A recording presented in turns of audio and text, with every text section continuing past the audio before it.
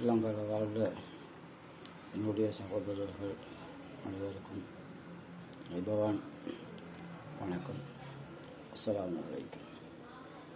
மே 1 தொழிலாளர் தினம் வருது. அதுக்கு கட்டாயம் எல்லோரும் பிறப்பாளி போகணும்.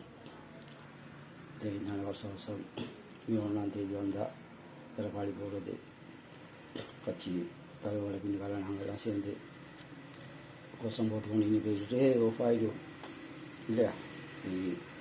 அதுக்கப்புறம் இனி மறுபடியும் எங்களுக்கு சம்பள உயர்வை பற்றியோ அது தொழிலாளியோட வாழ்க்கையை பற்றி எங்களுக்கு பேசலாம். நீட்டாக ஏதாவது பேசுகிறேன்னு சொன்னால் நீங்கள் வருமாயிடுங்க, வேற ஒருத்தரை நான் அந்த வீடு எடுத்து வரணும்னு சொல்லி ஒதுக்கிடுவாங்க. அதனால் தனிப்பட்ட முறையில் யாருக்கும் பேசலாம். நாங்கள் எல்லாம் ஒன்று சேர்ந்து தான் அதை பேசணும் யாராக இருந்தாலும். அப்போ அதுக்கு உண்டான தினம் தான் இந்த தொழிலாளர் தினம். அப்போ இதில் தொழிலாளர்கள் தான் ஒன்று சேர்ந்து அவங்களுக்கு உண்டான பிரச்சனையை பேசணும். சம்பளம் போதுமா? ஸ்ரீலங்காவில் எடுக்கிற சம்பளம் போதுமா? எல்லாத்துக்கும் போதுமில்லை சொன்னால் கமெண்ட் பண்ணுங்கள். போதும், எங்களுக்கு கிடைக்குது, இந்த வருமானம் போதும், நாங்கள் நிம்மதியாக வாழ்கிறோம், என்னோட பிள்ளை எடுக்கிறோம், நாங்கள் கல்யாணம் முடிச்சு கொடுக்குறோம், வீடு எடுக்கிறோம், வாகனம் கடன் இல்லாமல் வட்டி இல்லாமல் நாங்கள் சொந்தமாக வாகனம் வாங்கி வச்சுக்கிறோம் அப்படின்னு சொல்லி ஓகேண்டா எல்லாம் ஒத்துக்கொள்றீங்களா நான் பேசுகிறேன். அப்போ ஒரு தொழில் செய்கிறவங்களுக்கு சாதாரண பேசிக் பாருங்கள். ஸ்ரீலங்காவில் எவரேஜ் 60,000, அதாவது 60,000 ரூபா. இந்தியாவில் எவரேஜ் சேலரி பேசிக் 70,000 ரூபா அந்த நாட்டு ஆட்களுக்கு.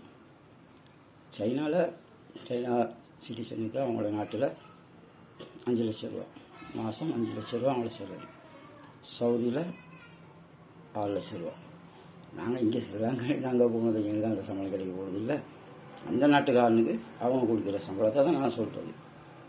அதே மாதிரி கனடாவில் மாதம் 19 லட்சம் ரூபா சராசரியாக தொழில் சம்பளம். அமெரிக்காவில் 26 லட்சம் ரூபா. அப்படியே பார்த்தீங்கன்னு சொன்னால் அதிக கூடிய மாதாந்த வருமானம் பெறுற நாடு கொடுக்குற நாடுன்னு சொன்னால் ஸ்வீடன் தான். மாதத்துக்கு 40 லட்சம் ரூபா அவங்கள நாட்டாக்களுக்கு சராசரி கொடுக்குற சம்பளம். அதாவது சராசரின்னு சொல்ல கிடையாது. நாங்கள் சாதாரண எடுக்காக இருந்த 60,000 சம்பளம் லிமிட். ஒரு நாங்கள் சாதாரண தொழில் தான் செய்யக்கூடும். ஒரு ஆஃபீஸ் வேலை இந்த வேலை செய்ய. ஆனால் எவ்வளோ மாற்றத்தை பாருங்கள். 60,000 ரூபா 40 லட்சம் ரூபா. அந்த ஸ்வீடன் நாட்டுக்கார ஒருத்தன் 40 லட்சம் ரூபா ஒரு மாதத்துக்கு எடுக்கிறேன். நாங்கள் 60,000 ரூபா. நாங்கள் எத்தனை மாதம் தொழில் செய்யணும்? அந்த 60 லட்சம் ரூபா 40 லட்சம் ரூபா அடைய இருக்குது இல்லைங்களா. இது